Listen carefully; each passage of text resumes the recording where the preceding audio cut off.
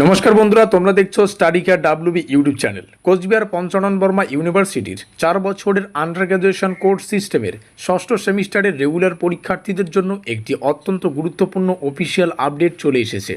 বিশেষ করে যেসব ছাত্রছাত্রী নিজেদের প্রকাশিত রেজাল্ট নিয়ে সন্তুষ্ট নও অথবা মনে হচ্ছে কোনো পেপারে প্রত্যাশার তুলনায় কম নম্বর এসেছে, তোমাদের জন্য এই ভিডিওটি অত্যন্ত গুরুত্বপূর্ণ।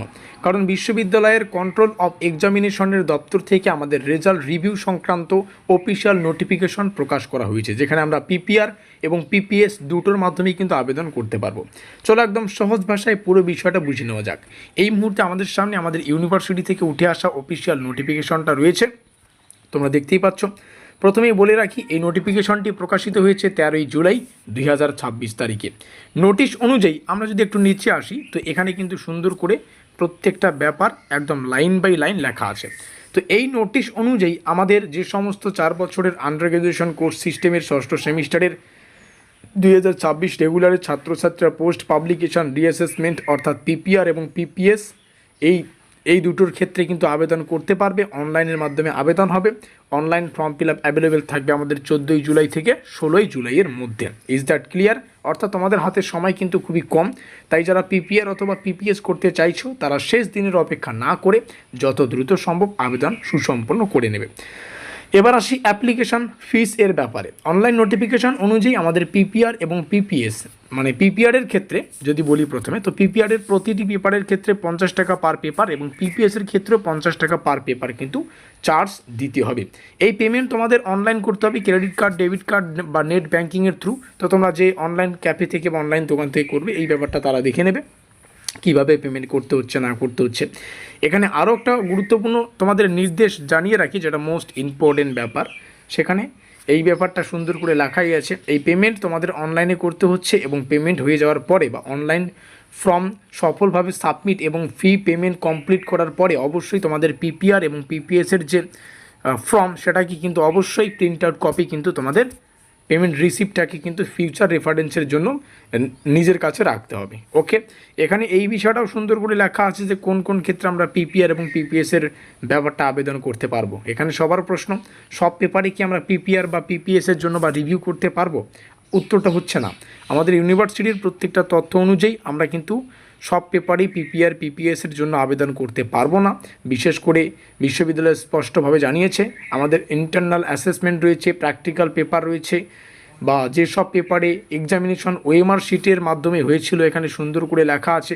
তো ওএমআর শিটের মাধ্যমে যেগুলো হয়েছে, বিশেষ করে এমসিকিউ টাইপের যে কোশ্চেন বা পরীক্ষা আমরা অ্যাটেন্ড করেছি, সেই যে পেপারগুলো, সেই পেপারগুলোর পিপিআর অথবা পিপিএস কোনো কিছুই কিন্তু আমরা ফর্ম ফিল আপে বা আবেদন করতে পারবো না। আরও একটা গুরুত্বপূর্ণ রুলস রয়েছে, একজন শিক্ষার্থীকে বা একজন স্টুডেন্ট সর্বোচ্চ তার থিওরিটিক্যাল কোর্স বা পেপারের 50% যদি বা 50% পেপারের ক্ষেত্রে এই সুযোগটা পাওয়া যাবে।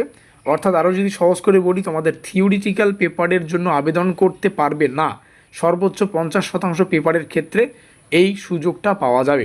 অর্থাৎ, এবং এখানে আরও একটা সবচেয়ে বেশি সতর্ক বা যেটা তোমাদের জানতে হবে, সেটা হচ্ছে একই পেপারে কিন্তু পিপিআর এবং পিপিএস দুটোই কিন্তু করা যাচ্ছে না। যে একটা পেপারে আমি পিপিআর করব বা ওই পেপারটা কি আবার পিপিএসের জন্য করব, পিপিআর পিপিএস একটা পেপারে কিন্তু করা যাবে না।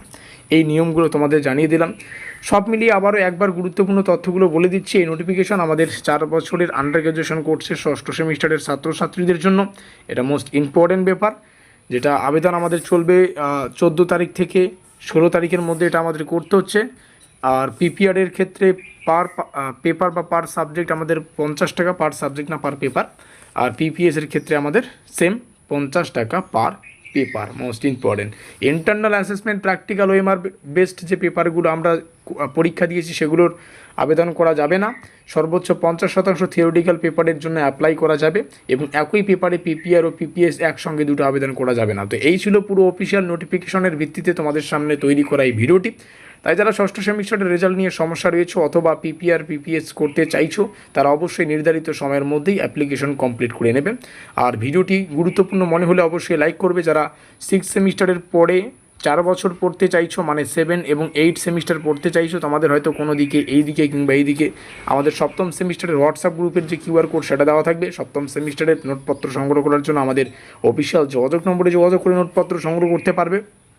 আর কোচবিহার পঞ্চানন বর্মা ইউনিভার্সিটির সমস্ত গুরুত্বপূর্ণ exam result suggestion university update সবার আগে পাওয়ার জন্য আমাদের এই স্টাডি কার্ড ডাব্লিউবি ইউটিউব চ্যানেলটিকে সাবস্ক্রাইব করে দিয়ে আমাদের পাশে থাকবে।